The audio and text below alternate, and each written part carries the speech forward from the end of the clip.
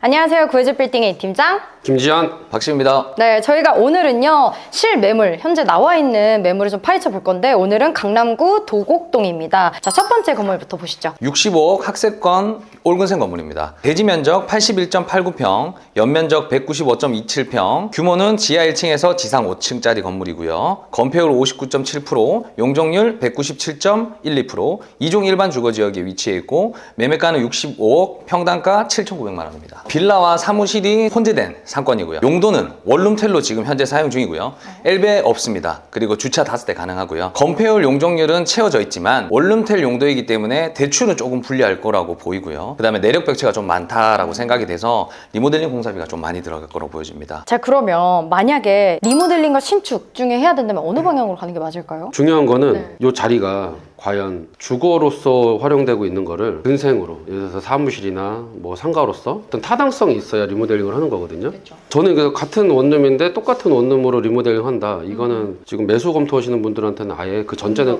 깔고 싶지도 않고요. 근데 이 지역이 과연 이렇게 근생이나 사무실로 바꿨을 때 이 활용도가 있을 것인가라고 생각을 하고 싶어요. 그러기에는 굉장히 좀 취약한 베드타운 느낌이 들고요. 지금 이런 케이스 베드타운에 선점하는 듯한 느낌으로는 접근을 굉장히 보수적으로 이거 진짜 괜찮은가 엄청 싸거나 그렇지 않으면 접근을 아예 안 하시는 게 맞아 보여요. 네. 근데 요거 그냥 얼핏 분석해 볼게요. 매매가가 65억이고요. 네. 연면적 200평 가까이 되는 건물을 내력벽 제거하고 사무실로 바꾸는데 최소한 10억입니다. 75억 투입인데 요거 오피스가 맞춰지냐 안 맞춰지냐라는 숙제로 또 빠져듭니다. 그래서 이거는 리모델링을 해야 되냐는 그 검토 자체가 좀 무의미한 느낌입니다. 네. 임대료를 측정하는 게 좀 무의미할 것 같은데 어떨까요? 만약에 맞춰진다고 하면 될까요? 맞추는 게 가능할까요? 소위 말해 좀 꾸역꾸역 많이 맞춘다라고 하면 현재도 한 1층은 이제 주변 임대 시세가 한 10만 원에서 13만 원 정도가 나오는데 상부층은 거의 다 5만 원 정도밖에 안 나오더라고요.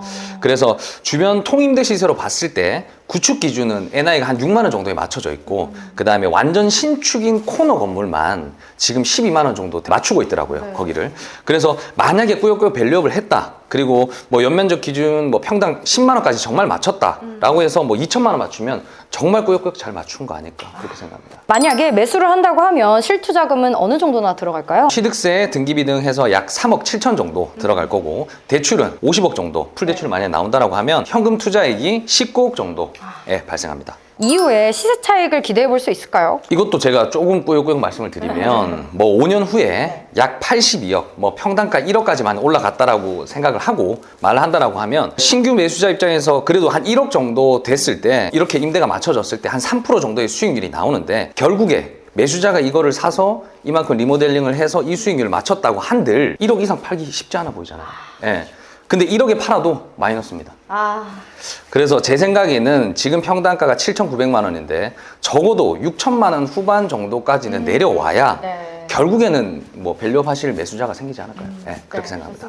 실거래가 일단은 조금 더 내려가야 된다 했는데 주변에 비해서는 어떤 편인가요? 비싼 편입니다. 지금 뭐 한 6천 후반에서 한 7천만 원 정도 형성돼 있다고 보시면 네, 어쨌든 좀 비싼 게 확실해졌네요. 네, 좋습니다. 다 두 번째 건물로 바로 넘어가 보도록 하겠습니다. 이 건물은 어떤 건물일까요? 60억 아파트 단지 앞 올근생 건물입니다. 대지 면적은 64.13평이고요. 연면적 153.46평, 건폐율은 44.49%, 용적률 180.38%, 규모는 지하 1층에서 지상 5층으로 되어 있고요. 매매가는 60억이고 평당가는 9,300만 원입니다. 이 건물 어떤 특징이 좀 있을까요? 대단지 아파트 사이에 낀 항아리 상권 건물입니다. 그리고 현재도 음식점, 학원, 고시원으로 임차 구성이 된 건물이고 뭐 93년도에 준공된 31년 된 좀 노후 건물입니다. 그래서 엘베도 없고요. 주차는 2대 가능합니다. 건폐율은 조금 남고 용적률은 한도가 한 70% 정도나 지금 부족한 건물입니다.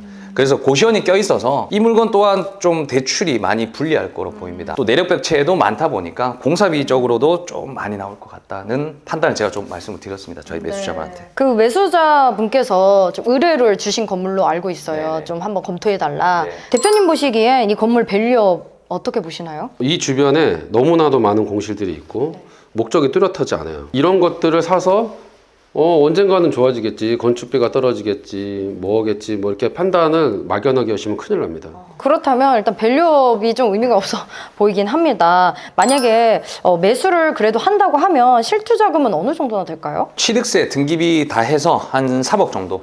그 다음에 대출은 48억 정도로 예상이 돼서 현금 투자액은 한 15억 6천 정도. 자, 요거는 그냥 이제 건물 매수하는 값이고요. 밸류업비가 안 들어가 있는 기준입니다. 네. 만약에 시세 차익을 본다면 어느 정도나 좀 기대할 수 있나요? 5년 후에 약 77억, 뭐 평당 1억 2천 정도까지 올라간다라고 하면 밸류업을 진행하신 그 매수자가 얻을 시세 차익이 이렇게 꾸역꾸역 했지만도 세전으로 한 5억 정도밖에 안 됩니다.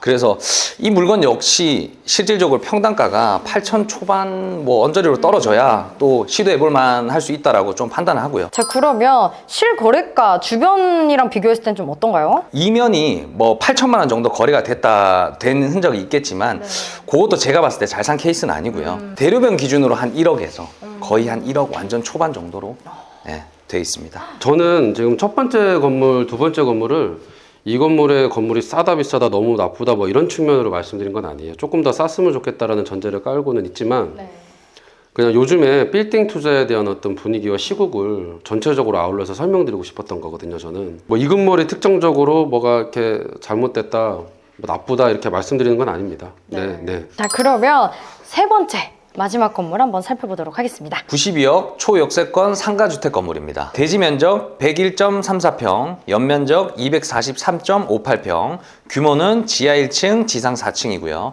건폐율 45%, 용적률 173.67%, 2종 일반 주거지역에 위치해 있고 매매가는 92억, 평당가 9천만 원입니다. 이 건물 특징이 있다면 어떤 게 있을까요? 지하 1층에서 지상 4층으로 구성된 상가주택 건물입니다. 90년에 준공되어서 좀 34년 좀 노후된 건물이긴 한데 엘베 있고요. 주차는 또 6대 가능합니다. 그리고 장점으로는 지하는 약 72평으로 굉장히 조금 넓게 파져 있습니다. 근데 또 단점으로는 지하와 1층 빼고는 상층부가 다 주택이에요. 그래서 만약에 잔금전 매도자분이 용도 변경을 안 되는 조건이라고 하면 일단 취득세 중과를 좀 맞고 그 다음에 대출에 좀 어려움을 겪고 공사비 또한 조금 많이 나올 것 같습니다. 자, 그러면 대표님 보시기에 밸류업 어때 보이시나요? 강남권의 이제 주택가에 있는 것들이 리모델링 완료해놓고 신축으로 해놓고 너무 공실로 유지되다 보니까 제가 이제 그런 우려가 전반적으로 깔려 있다 보니까 이거를 좀 불안정하게 말씀드리게 되는 것 같아요. 그러니까 오늘 3건의 분석 의뢰가 있었고 3건이 너무 같은 패턴이고 3건 다 제가 또 계속 부정적으로 말씀드리려다 보니까 제가 좀 미안해요. 이 건물주님들한테. 저는 총체적으로 좀 말씀드릴게요. 이 건물을 특정 지어서 나쁘다라고 말씀드리기보다 지금의 강남권의 이런 상황으로 봤을 때 이런 투자는 조금 심사숙고하셔야 된다라고 말씀드리고 싶어요. 좋습니다. 만약에 이 건물 매수를 하겠다 하면 투자금 어느 정도나 들어갈까요? 주택이 용도 변경이 되고 올 근생이라는 기준 하에 일단 말씀을 드릴 수밖에 없을 것 같아요. 그래서 취득세 등등 다 해서 약 5억 2천 정도, 대출은 73억 정도 일단 예상을 하고 그러면 실현금 투자액은 23억 8천만 원 정도 들어갈 걸로 예상합니다. 자, 그러면 이 건물 실거래가 어떻게 보시나요? 물건지 주변에 실거래 형성이 되어 있는 게 거의 없어요.